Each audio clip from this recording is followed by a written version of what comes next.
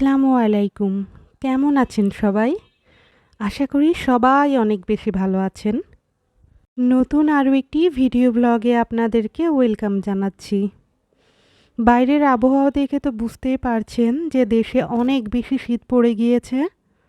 মাঝে মাঝে রোদের দেখা মেলে, আবার মাঝে মাঝে তো রোদ দেখাই যায় না।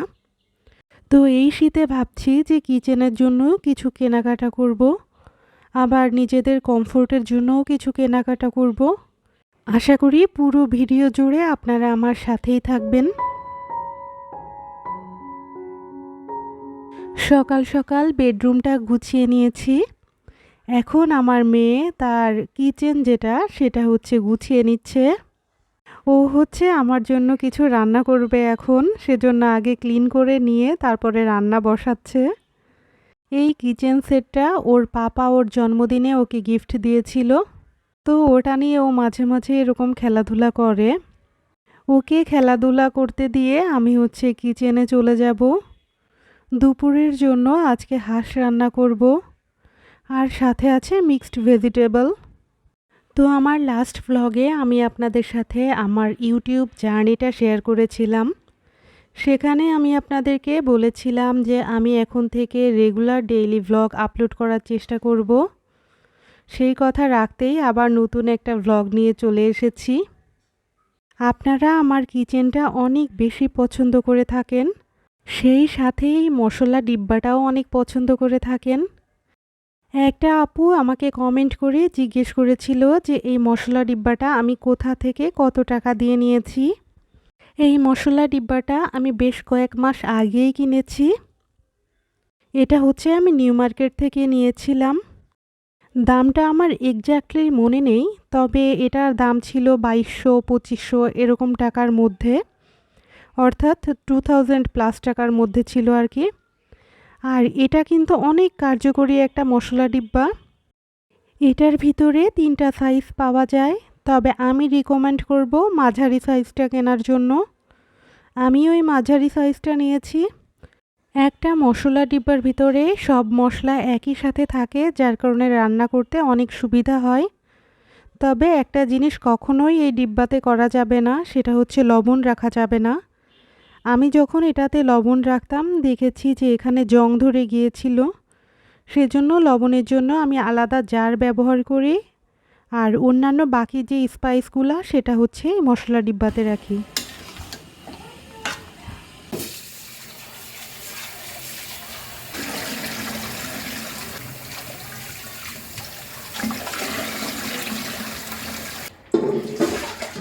আপনাদের সাথে কথা বলতে বলতেই কিন্তু হাঁস রান্নাটা করে নিয়েছি। এখন ভেজিটেবল রান্না করব। হাঁস রান্নার ক্ষেত্রে আমি একটু মশলা বেশি দেওয়ার চেষ্টা করি, তাহলে হাঁসের গায়ে যে আলাদা গন্ধ ওটা আমার কাছে আর লাগে না। ধনিয়া গুঁড়া দিলে কালারটা একটু সুন্দর আসে, সাথে সাথে আমি লবঙ্গটাও ইউজ করি, আর মাঝে মাঝে গোলমরিচটাও দিয়ে থাকি।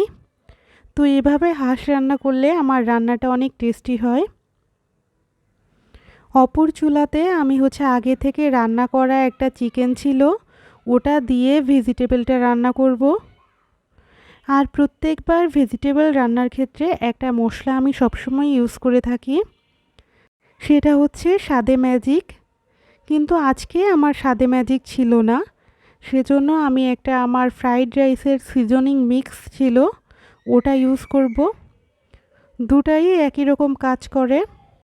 বাকি ভেজিটেবলগুলো সিদ্ধ হওয়ার পরে আমি এইখানে যে মটরশুঁটির দানা এটা দিয়ে দিব, আর দিয়ে দিব পেঁয়াজ কলি আর কাঁচা টমেটো। এগুলো অতটা সিদ্ধ করা লাগে না, যার কারণে ওটা পরে দিলাম। তো আমার রান্না প্রায় কমপ্লিট হয়ে গিয়েছে।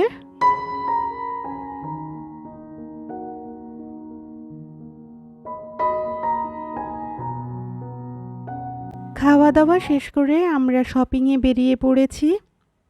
এখন তো খুব শীত পড়েছে, যার কারণে আমি একটা জিনিসের প্রয়োজনীয়তা খুবই অনুভব করছিলাম, সেটা ওয়াটার কেটলি।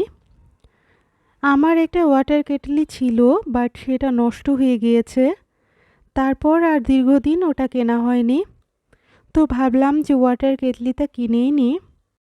এইখানে বসুন্ধরা সিটি আসার পর দেখলাম যে ফ্লোরগুলো খুব সুন্দর করে সাজিয়েছে।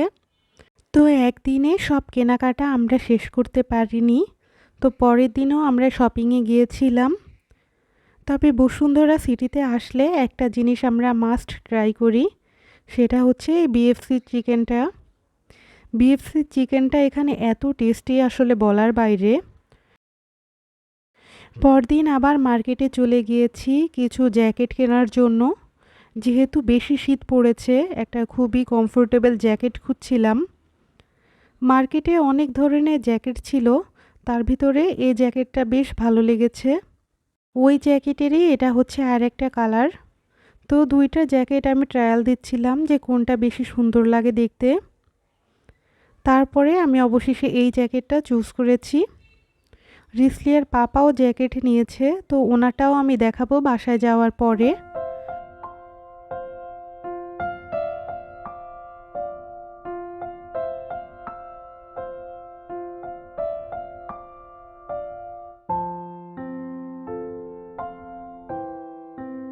তো সে যাই হোক, আমি হচ্ছে একটা থ্রো ব্ল্যাঙ্কেটও কিনেছি, যেটা একটু পর আপনাদেরকে দেখাচ্ছি। শপিং কমপ্লিট করে এরকম একটা ওয়াফেল নাট নামক একটা দোকান দেখলাম, এখান থেকে ওয়াফেল নিলাম আমার আর রিসলিয়ার জন্য। আর এটা এত বেশি টেস্টি ছিল, আপনারা কিন্তু ট্রাই করতে পারেন।